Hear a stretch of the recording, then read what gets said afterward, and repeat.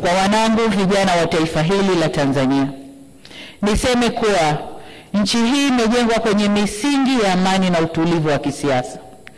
Sisi wazazi wenu tungeshawishika kufanya mlioyafanya wakati huu, nchi hii isingekuwa na neema na maendeleo mnayoyaona leo.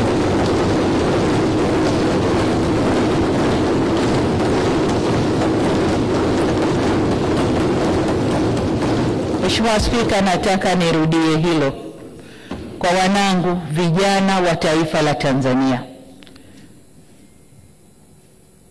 Sisi wazazi wenu, kama tungeyafanya mlioyafanya nyinyi, nchi hii isingekuwa na neema na maendeleo mnayoyaona leo.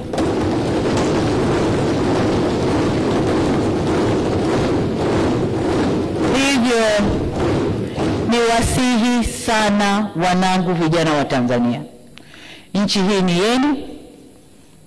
Kwa shida zozote zile zinazowakabili, msikubali hata siku moja kushawishiwa kuichoma nchi yenu wenyewe.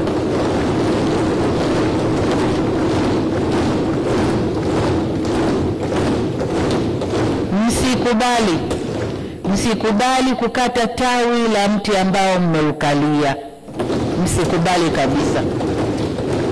Hili nawaomba mlikatae kwa nguvu zenu zote. Ninyi ndio walinzi na wajenzi wa taifa hili, na wasihi kamwe msije kuwa wabomoaji wa taifa lenu. Mheshimiwa Spika, kuna wakati vijana hufuata mkumbo wa uhalifu kwa ushabiki. Ninatambua kwamba vijana wengi waliokamatwa na kushtakiwa kwa makosa ya uhaini hawakujua wanachokifanya. Nikiwa mama na mlezi wa taifa hili, ninavyoelekeza vyombo vya sheria na hasa ofisi ya mkurugenzi wa mashtaka kuangalia kiwango cha makosa yaliyofanywa na vijana wetu. Kwa wale ambao wanaonekana walifuata mkumbo na hawakudhamiria kufanya uhalifu, wawafutie makosa yao.